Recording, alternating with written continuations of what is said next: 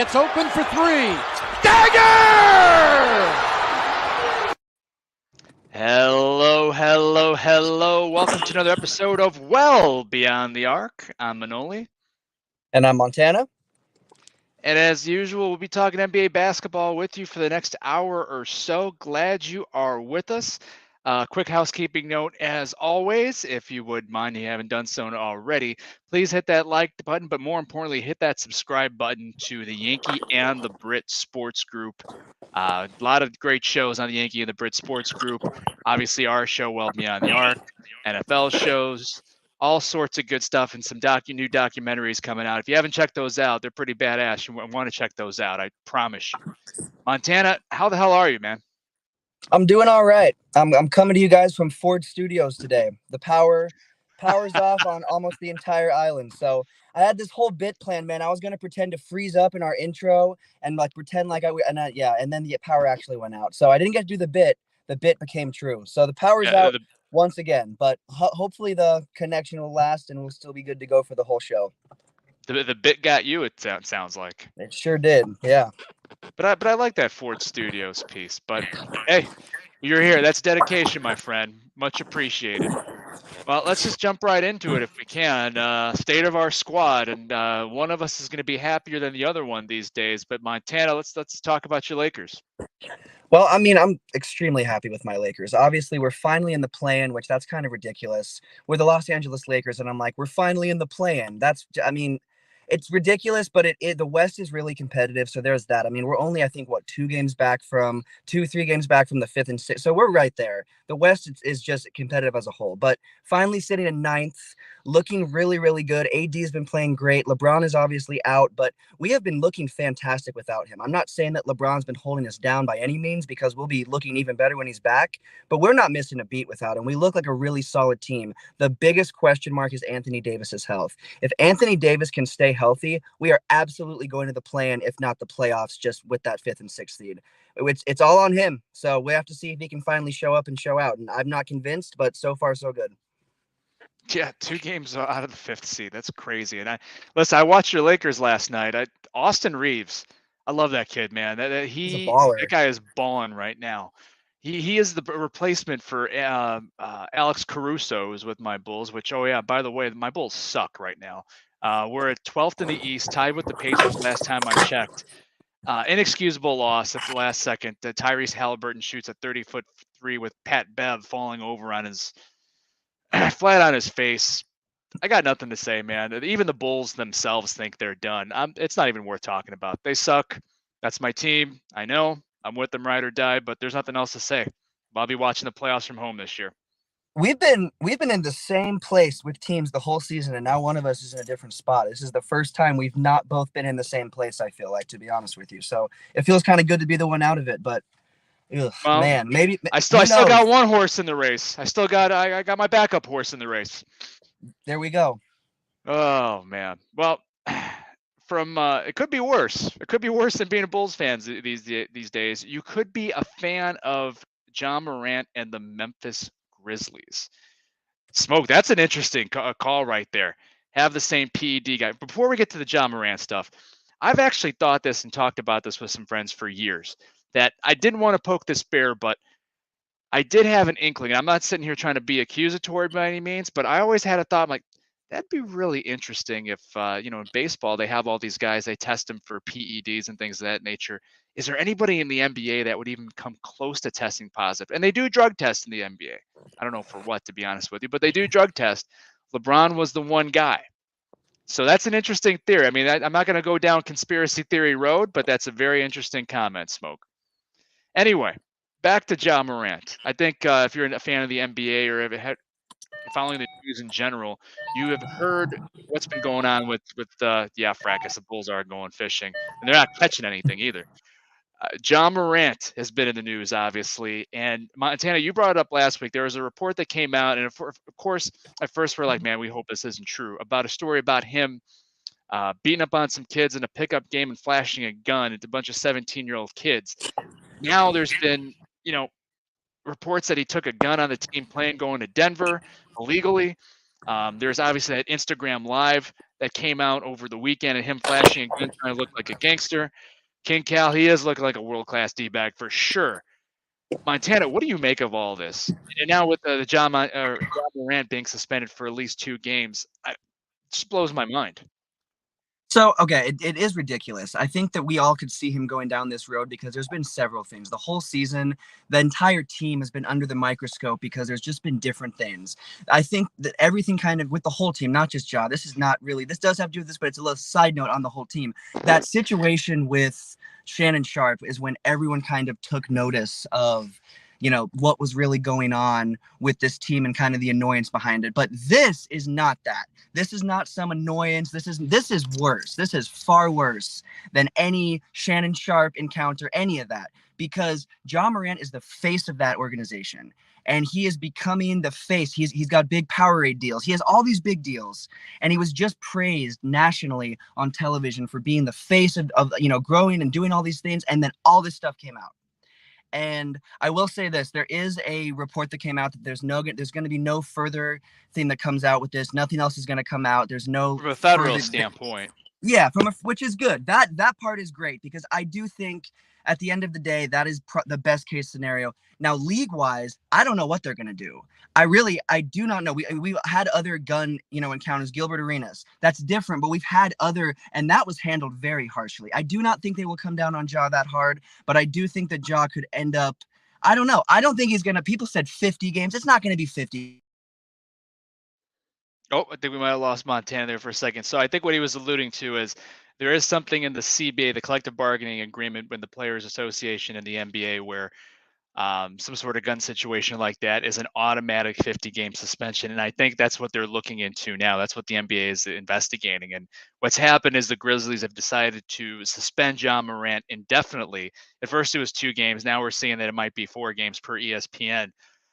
What's going on now? I mean, it's very interesting because even just last year, John Morant was one of those guys that was looked at as, the next Derrick Rose or the next, young Russell Westbrook, as far as being a young, popular young guard, explosive guard, the mold of a Derrick Rose or a Russell Westbrook, an even better jump shot. One of the liked up and coming guys. But then all of a sudden, the Memphis Grizzlies has taken on, as a team, have taken on this persona of, not the grit and grind that they used to be with Zach Randolph and Marcus Sol and Tony Allen and those guys, but trying to have, I hate to say gangster approach, but that's the way that these guys, an attitude of an all us against the world attitude when no one's really ripping on them, almost looking for trouble, right? And you got Dylan Brooks suspended the other day for picking up his 16th technical. Jaren Jackson Jr., first time All-Star, young guy, probably still has some growing up to do. And then this whole John Morant situation, it's just very, very surprising to see a team that was as high as second in the Western Conference. And then that Shannon Sharpe incident, it's just been a free fall in little over a month. Now they went from being a contender to, we might even talk about it later on, as the Memphis Grizzlies even being a pretender. And there was a report that veteran center Steven Adams called a team meeting and even addressed some of this stuff of saying, hey, this is how you should conduct yourself off the court. Act like a professional, this and that. And then what happened hours later is what John Morant went on this IG live flashing his gun. Not that anybody was provoking him, but he did it himself. And it was very interesting to see. And we got Jay with us here. We got a guest star. I figure I won't leave you hanging until we get Montana back. And I did actually have a question on this, so you weren't hanging. Okay. So if I'm not mistaken, isn't he accused of pulling a gun on a woman and beating the hell out of a 17-year-old? I didn't hear about I knew about the incident of threatening some Pacer staffers. And I know there was something with I think he might have flashed a gun at that. That one I don't know, but I know there was an incident in Indianapolis with the Pacers. I don't know if it involved a woman, but I know about that and the 17-year-old. I don't know about any other incidences. Okay, that's what I was just going to ask, because it seems to me like unless they're going to hammer him even harder, John Morant's getting some real superstar treatment with what went on, because we've seen guys get suspended for way more for less. Sure. And from the federal charges standpoint, maybe they just couldn't prove anything. I don't know, but it doesn't mean that they're not going to have anything in the terms of suspension from a league. Bye, guys. See you, Jake. Hey guys. Back, buddy. Well, a little special guest appearance. That's nice. You don't get the opportunity to have that a lot. My phone overheated. So I guess I was trying to have no air on because it affected the air quality, and then my phone overheated. So I'm gonna have a little AC on. Hopefully you guys can't hear it too much in the background. We were just talking John Morant and the whole, federal charges, not anything happening from a federal standpoint, but the possibility of him being suspended 50 games per the NBA CBA. And just the free fall of the Memphis Grizzlies since the Shannon Sharp incident. I mean, it's been something that's been building up, and now it's like, has Ja been the source of this? Has this all been Ja? Has he been a source of these locker room? Steven Adams took a stand and said, we need to do better. We need a leader like that. That's not Ja. I'm sorry. Ja has shown that he's not that leader. Steven Adams is stepping up and being that leader. And Steven Adams is a great player in his own right, but he's not Ja Morant, especially to the Grizzlies. He's not a Ja Morant style or caliber player. So you got to have your main guy setting that example, and he's not. So it does not look good. I think that I think it's going to be fine. I think this happening now, and this is actually the best case scenario for him and his career and just his life. I do think that it is going to improve, and I don't think he's going to get 50 games. I do not see him getting a 50-game suspension. Well, hopefully, if you're for the Memphis Grizzlies' sake, he doesn't. But there's two good things here, right? Number one, no one got hurt, no one got injured, accidentally or purposely, right? So no harm, no foul there. He's a young man. I mean, you're a young man. I'm sure you've done some stupid things. I know I did some stupid things back in the day. He's got room to grow. This could be a learning experience. This could be a growing experience. And the Grizzlies claim that he's taken time away. They've suspended him and have him away from the team to try to, I don't know, grow up a little bit, or at least find himself, or I don't know, whatever the case is. Get whatever help he needs, however you want to put it. Just get his head right is what it is. So, there's still good thing no one got hurt. There's still time to turn this around. And Jalen Rose had an interesting, I guess, monologue the other day on ESPN saying that, hey, when he was 24, he was Ja Morant. He was doing some of the stupid things, immature, what have you. And he grew up and he turned out all right, right? So there's a chance for Ja Morant, obviously. But most importantly, no one got hurt.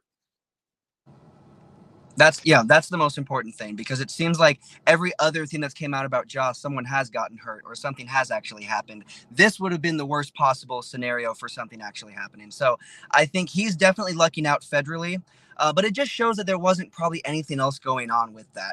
He wasn't, I think the fact that nothing else came out, you can't say that's innocent, because there's nothing that's that innocent about, doing that. But I don't think there was any ill intent carrying it for any specific, that's not what happened. So I've seen some people talk about it in that light, and I don't think it's quite that, but hopefully this is a growing moment for him, because he is a super talented young man. I mean, he's got a lot of talent left. He's got a lot of years left. He's got a lot of winning left. He hasn't even won he's going to be an MVP. He's going to win a championship. But if this continues, none of that's happening.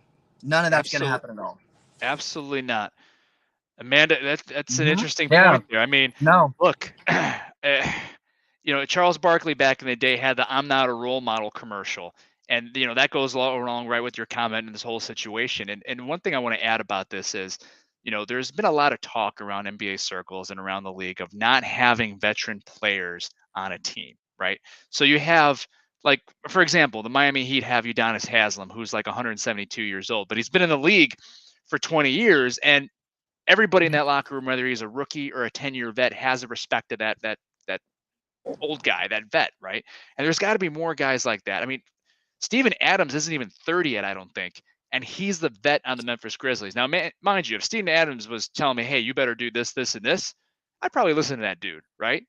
But not a lot of teams have that, and a lot of these teams need to grow. Guys on these teams, a lot of young stars, they need to grow up, or there's certain things that, professionalism, maturity, what have you. I think that the lack of veteran leadership, not just on the Grizzlies, but a lot of teams in the NBA, is something that's lacking. And I don't know if you can make it a requirement to have one vet on your team, but I think that's something valuable for other teams going forward. Absolutely.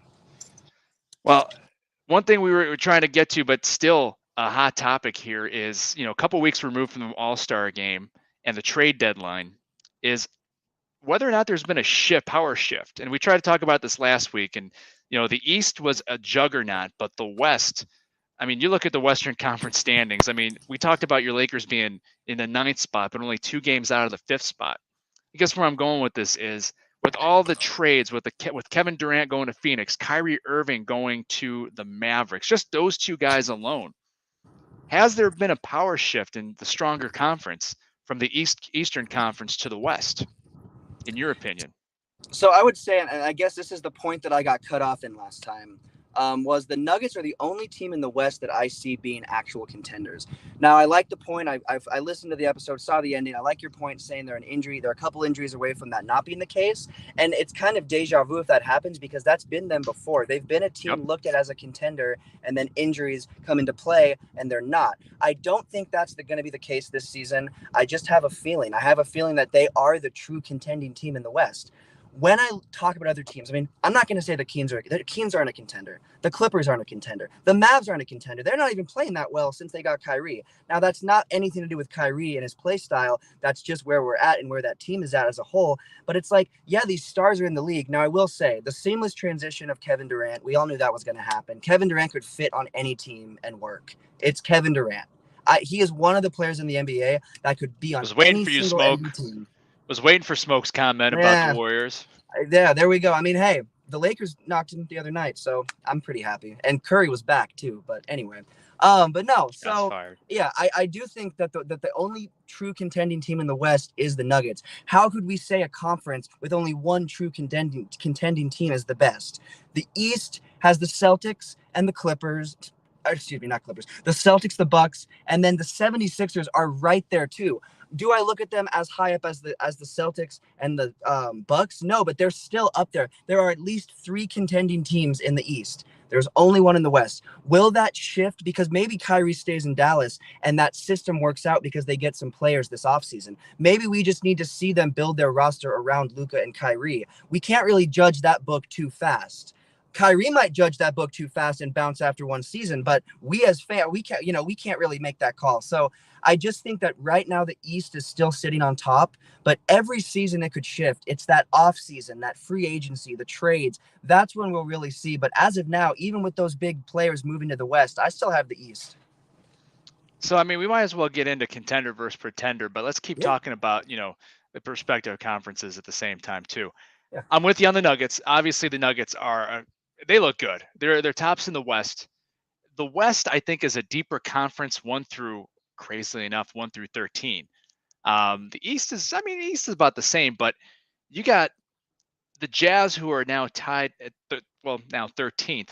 They're only 3.5 games out of the 5 spot. If you go to the East, you can't make that same argument, right? So the East is more top heavy. The West is more of a deeper conference. I'm with you on the Nuggets. I'm not ready to go to sleep on the Golden State Warriors. If they're healthy going to the playoffs, I don't want to face them in the first round. Right now, it's slated to be a Grizzlies-Warriors first-round matchup, which gets your popcorn ready. With everything the Grizzlies are going through and the Warriors playing well at the right, I mean, they're still hovering around 500, but that's a veteran team. That's a championship-tested team. They're the defending champs, and they're still the champs until you knock them out. So I'm not ready to write off the Warriors yet. Also, the Suns getting Kevin Durant. I mean, they haven't blown the doors off of everybody. They've won 3 in a row here, but I don't know if I'd want to see the Suns in a first-round series. And the Suns currently sitting at 4. If the Grizzlies continue a free fall, they might move up. The Suns might move up to 3. But right now, there is a 4-5 matchup between the Suns and the Mavericks, which obviously a lot can change between now and the end of the season. I think the Suns, I don't know if they're going to have, that tight team chemistry and be on a role that you need to be in for the playoffs, but I would argue with the roster they have and a couple of the buyout market pickups they've made up, primarily Terrence Ross, and they might not be done yet. I'd put the Suns up there as a contender. I wouldn't want to face them in the first round. And crazily enough, I'm not ready to write off the Clippers yet. And I know the Clippers have fallen all the way down to 8th, but that roster 1 through 9. That is a deep roster, and they haven't even played their best basketball yet. But the thing to look out for is Kawhi Leonard has been playing. He's been playing about 37, 38 minutes a game over his last 20 games. been averaging somewhere around between, I think it's like between 26 and 27 points a game. He's looked good. He hasn't looked like the Kawhi Leonard of Toronto yet, but you get those guys. I wouldn't want to face them in a first round series either. So realistically, I think there's definitely one contender in the West, and there's probably another 3 realistic ones that could sneak up on you and come out of the West. Because Denver isn't really an all-world beater. They just look the best, and they have the best record in the West. And that's a fair point. I will say, like you said, the West has definitely been extremely competitive. And when you look at those records, you can look at it one of 2 ways. You can look at it as there's only one 40-win team in the West, or you can look at it as these teams are going shot for shot. These teams are going game for game, shot for shot. No one's safe. Home, away, it doesn't matter what arena. Some teams obviously have better home, away records, but no one's safe this season. Everyone in the West is trading shots back and forth. And whenever they match up with the East, it's the same thing. So it's been a really competitive season, and I've really enjoyed that.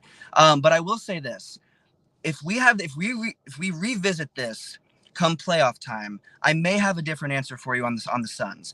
Because I need to see Kevin Durant stay healthy. I need to see Devin Booker stay healthy. And I need to see CP3 do what he can do, especially with the team he has now. I've got to see that happen. They're 3-0. That's great. I mean, they look great together. A seamless transition. And keep a cool head. Yeah, yes, that too. And there's a lot of pieces. The Suns team is great, but whenever I've heard a lot of the talking heads just go, they're contenders, like right when it happened. Right when the trade happened, I was watching Undisputed, Skip and Shannon, some of the most funny but also annoying talking heads on TV. Right away, we're talking about it, and they're like, they've won the champ, blah, blah, blah. It's like, no.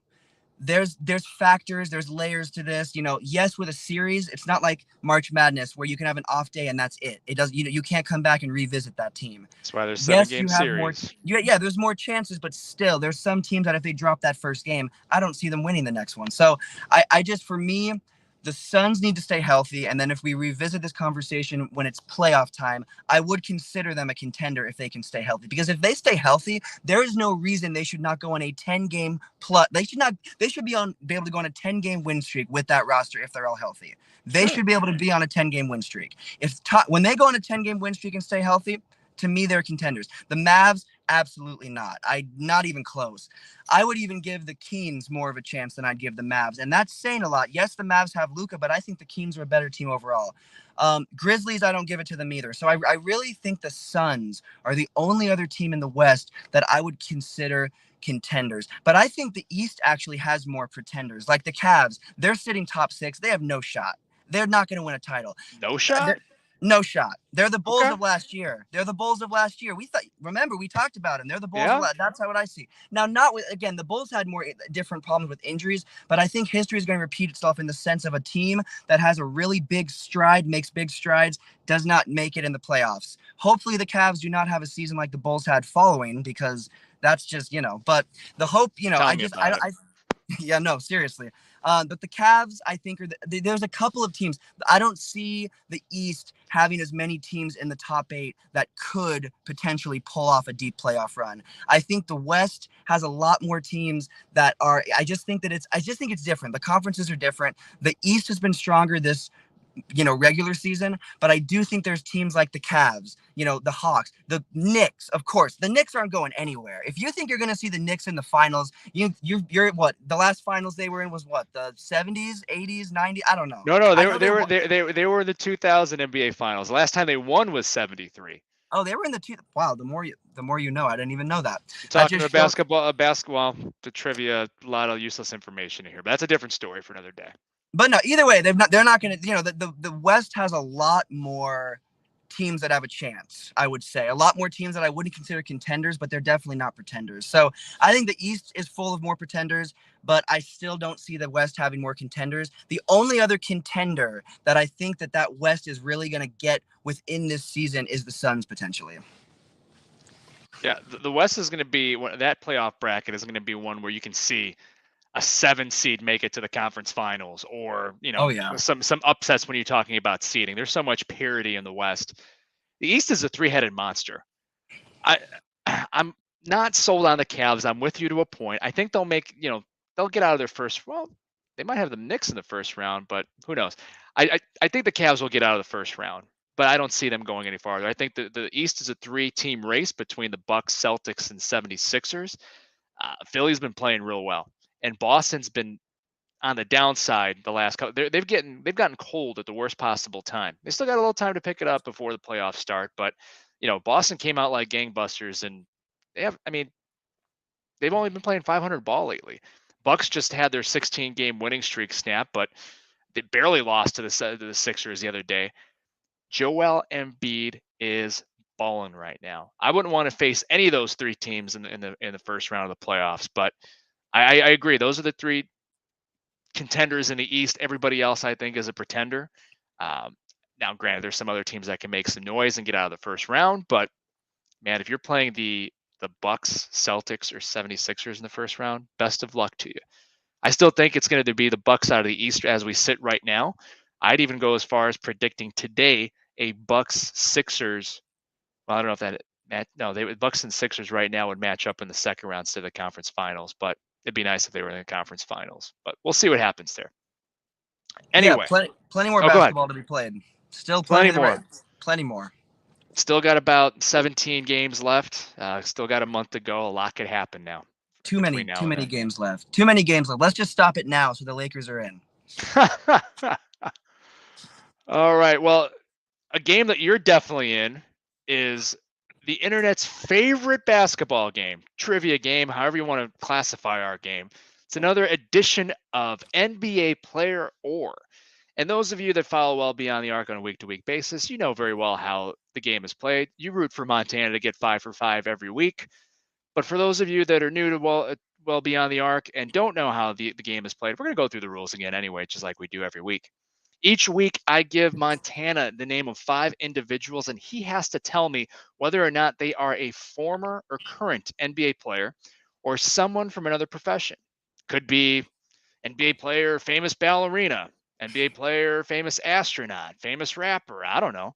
And by the way, I am looking for new ideas, so put them in your comments, and I'll jot them down as we go after we play this round. But long story short, if Montana gets the answer to one of the questions correct, you will hear this sound. Victory! Thank you, Johnny Drama. And if he gets it incorrect, you will hear this sound. All right, Montana, how you feeling today? I don't know, man. I mean, I was talking some smack after my last 5 for 5, and then I went like, what? I got 2 right last time, 2. maybe, or 3. So I don't know. I was feeling real good. I did say I was gonna get 10 for 10 in the next 2 episodes. I was gonna go 10 for 10 after them. So I said that last episode. Maybe no one remembered. Now I reminded you guys, so I guess now I have to do it. Way to put that pressure on yourself. All right. Well, I mean, it's spring's upon us, and that means one thing is spring training. Baseball's around the corner. And every few years, baseball does something called the World Baseball Classic. I don't know if anybody really cares about it, but I figured it was topical. So your topic this week is NBA player or baseball player playing in the World Baseball Classic. At least it's this year. I didn't go back to the original World Baseball Classic. Okay. That's better. That might maybe. Hey, who knows? I know a little bit about baseball, but I don't know if I'm gonna get this one. I don't know. I mean, hopefully my phone overheats magically during this. Maybe that'll happen. All right. Well, without further ado, let's just jump right into it. All right. Name number 1. Is this a current or former NBA player or someone playing in the World Baseball Classic? His name is Andres Nocioni. I'm gonna go baseball. Oh man, I thought you'd get that one. Andres Nocioni, for Argentinian, former Chicago Bulls, Sacramento King, and Philadelphia 76ers. His claim to fame, and folks, you want to check out this YouTube clip after our show. He once dunked over a guy from the Washington Wizards that looked like Stewie from the Family Guy. Look up Nocioni, dunks on Stewie, and thank me later. Anyway, 0 for 1. 0 for 1. Next one. Let's keep going. There goes the 10 for 10. All right, let's go. Listen, shooting slump. You got to shoot your way out of it. Let's go. Name number 2. Is this the name of a current or former NBA player or someone playing in the World Baseball Classic? His name is Ryan Kelly. Ryan Kelly. I'm going to go World Baseball Classic. Ryan Kelly played for your Los Angeles Lakers just a couple of years back. Also played for Duke, wore number 4. I didn't have time to get the stats together, but I thought that would be a layup. I was wrong. Okay, just keep going. Walk it off. Name number 3. Is this a current or former NBA player or a player playing in the World Baseball Classic? His name is Derek West. Derek West. Oh my God. I'm thinking of all the West basketball players I can think of right now. I'm going through the list in my head. All right. I'm going to say it for a third time and hope it's right this time. Baseball Classic. Victory! Jay was ready. He was ready to hit that. I could get the other 2 wrong. I'll be fine. I'm just glad I got that one. Oh my God. You could have got that one wrong. He would have hit victory for that one. Derek West is a pitcher for Team Netherlands and is also a pitcher in the Astros minor league system. 1 for 3, new streak. All right. Name number 4. Is this a name of an NBA player or someone playing in the World Baseball Classic? I'm going to butcher this guy's name. That should be a hint. His name is Lars Nootbaar. Lars Nootbaar.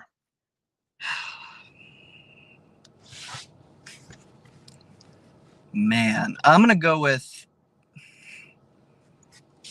for the 4th time, Baseball Classic. Victory! Thank God. Lars Nootbaar is an outfielder for the St. Louis Cardinals, and he is playing for Team Japan. 2 out of 4. 5th and final name. Is this the name of a current or former NBA player or someone playing in the World Baseball Classic this year? His name is Francisco Garcia. Francisco Garcia.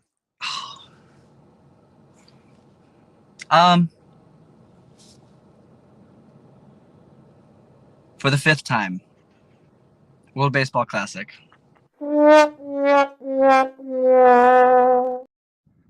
Note to self, don't do a baseball one anymore. Francisco Garcia, former Louisville Cardinal, but played more importantly in the NBA for a number of years with the Houston Rockets and Sacramento Kings. 2 for 5. You're starting at 10 for 10 starting next week. I guess so. I don't know. That was Smoke, that's great. NBA player, 80s porn stars. Okay, I'm writing that down. There we I go. I am writing that down. So Montana's gonna look up his 80s porn stars next Oh week. man, all the comments are coming in now. Not a good. Oh man, come on now. I feel bad enough, guys. No, it'll be good next week. Don't suck. Well, it's too late for that one. I saw that one too late. What's happening is the heat's getting to Montana because he's in his car turning on and off the air conditioning in Ford Studios over there. So it's a little rough. It's a little rough. Okay, Jay, are we holding for a word from the Yankee and the Brit, or we're gonna keep going? What's up, everybody? It's your boy Jay from Yankee and the Brit telling you to come over and check out our shows.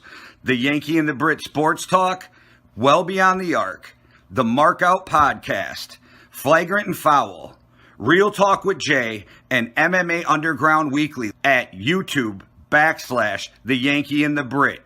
Deuces. That answers my question. That's how you get. That's a segue, folks. A very poor segue, but a good one. Anyway, Montana, let's just get into the good, bad, and ugly this week. Montana, what's your good? I've got the Phoenix Suns. I just talked about how I don't believe them quite yet, but I believe them enough to see. I mean, they got 3 in a row, and it's no surprise that Kevin Durant added fuel to that fire. That was already pretty talented, but that team is looking like they're the real deal now. So my good has to be the Suns on that 3-0. I mean, they're looking good. Well played, sir. My good is Pau Gasol, your former Laker All-Star. Pau Gasol got his number 16 retired by the Los Angeles Lakers last night. Pau Gasol happens to be one of my favorite international basketball players of all time. It wasn't the case in 2006 when his Spanish team knocked out my Greek national team in the World Basketball Championships, even though Pau Gasol was out with a leg injury. His brother Mark filled in the slack. But anyway, Pau Gasol, very deserving of getting his number 16 retired. Very fitting that number 16 is next to Kobe Bryant's retired numbers. Those two won a couple of championships in the late 2000s. Well done, Pau. And yeah, great ceremony last night. How about your bad? So my bad has to be that ridiculous tech on Jordan Poole. That because we've talked about reffing. I think that reffing, something we've talked about more than the Nets, more than Russell Westbrook, all of that. Something we've talked about more than any of that is the bad reffing. That is our hottest topic this whole season. So it's just getting worse. And that was like, ridiculous. I'll piggyback off that. I mean, that's got to be, you, Jay, and I talked about it earlier. That's got to be one of the worst texts I've ever seen in my life. But my bad is going to be Scott Foster throwing out Scotty Barnes with like 30 seconds to go in the Raptors game earlier this week. All he did was question a foul. And Scott Foster must have the thinnest skin in the history of mankind, because he said later on that he questioned my integrity. That's why he threw me out, or I threw him out. Grow a pair, Scott Foster. Get over yourself. How about your ugly? So my ugly, and again, I don't want to stay on this. I won't talk about them again. If they keep losing games, I'll stop talking about them. But the Clippers, the Los Angeles Flippers, as you'll hear me call them in my Lakers podcast, they are looking terrible. And I do not want to say that it's Russell Westbrook's fault. It is not his fault. It is not all of it's not all him, because again, they still look decent. They're still playing decent basketball. Leonard looks fine. They're still going to be in the playoffs, or at least the plan. But the problem is Lou should have done what we did. Darvin, we had the right system putting him on the bench. It worked. Just because the whole team wasn't winning every game doesn't mean that wasn't working. So Westbrook starting does not help, and they are on a really since they've gotten him. Have they won a game yet? I don't know if they've even won a game since they got Russell. They Westbrook. did. They won. They broke. They won one. They've got one. Okay, they've got one win. So they're one of them. So that's not enough. And with the Lakers moving up and these teams shifting, they got to stay afloat, and they're not going to if they keep dropping those games. So it's not good enough, but it's kind of my good, actually. So, it's the personal good. Overall bad, personal good. Love it. I hate to beat a dead horse, but my ugly, I got a tie for ugly. It's the Ja Morant and the Grizzlies situation. And again, like I said before, glad no one got hurt. And I missed that comment, obviously. And my Bulls, my ugly is Montana. And that's my ugly too. Maybe I should have said that instead. That is what I should have said. I can't top that. I'm done. I'm good. All right. Well, earlier this season, Montana and I went over surprise teams, both good and bad. And it was early in the season. It was probably about 20 games in Montana. Do you remember? I think it's time to look back at those surprise teams and let's see who's still surprising us, good, bad, or ugly. But how about some of the good surprise teams that are still going? We mentioned one of them earlier, but what are your thoughts? Who's a surprise on your end that's still going? I would say the best, because we talked, Jazz, but they're not really in the same spot that they were. But a team that is a good surprise for me in the West, the Kings have stayed. I mean, absolutely. I think that is the only team, in my opinion, and there's other teams that have played decently well that have been surprised, but the only real surprise that really shocked me about the standings this season was the Kings. I did not expect that. I was making Sacramento Queens jokes. I mean, I'm still making them, but I was making even more before the season. I was like, they're going to be the worst. No, they're playing great ball. They're looking great. So the Kings are my good out of the West. Out of the East, yes, the Knicks have been a team that has been all over the place, but after last season, I did not expect them to make the jump they made, especially with Brunson. The team that they have as well, I'm shocked that it's working. I'm not going to lie, but it's working as much as it can. So I've got to say that. And then the Cavs is it a shock? Is it a super big shock? No, but it is a little bit surprising that they have stayed as consistent as they have. That is why they are surprising to me, because they have been a team that has bottomed out quickly, or that has not done what they finally look like the team that LeBron left in Cleveland. They look like a team, and I mean a team that can contend. Now, when LeBron left, we saw what that team really was, and they were not a contending team. But I truly think this is the first team that is closer to being a contender and closer to being a real threat than what we've seen. And I didn't expect to see them get that this quickly, even with Mitchell, even with the players they have. They have pleasantly surprised me. I'm with you on the Kings. I think the Kings are the surprise team from a positive standpoint of the entire NBA this year. If you had the Kings being at the 2 spot on March 8th and you had that back in October, I call you a liar. Mike Brown has to be the coach of the year by far. I mean, I don't even think it's close right now. Mike Brown's got to be the coach of the year. Got 2 All-Stars and De'Aaron Fox, who's been playing like an All-Star last couple seasons, but wasn't on a winning team. Domantas Sabonis, great young center, leading the league in rebounding. The trade with Atlanta, picking up Kevin Huerter, underrated move. The Malik Monk signing, and I think when we talked about it earlier in the offseason, we're both like, why is Malik Monk going to the Sacramento Kings? And he's up there for 6th man of the year. He's got to be in the running for it. I don't know if he's going to win it, but he's got to be in the running. So by far, it's the Kings.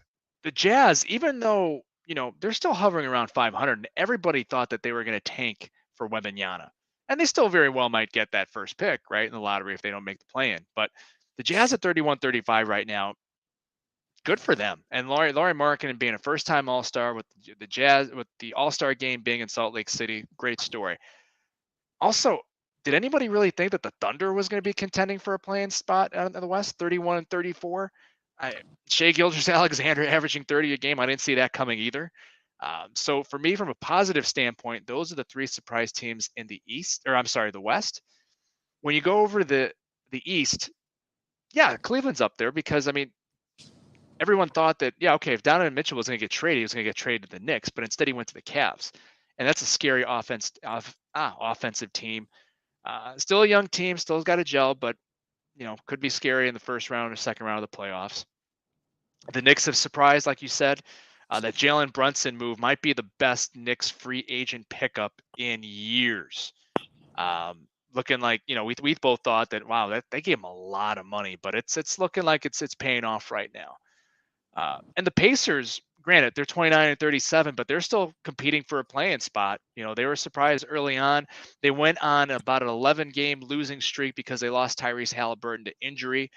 That just proves how valuable that young point guard and first-time All-Star is. 20-10 guy is to that Pacers squad. So I'll give the Pacers a nod for being a positive surprise team. And I guess one last one is, even though they're not really contending, the Magic have been a little bit better than I thought.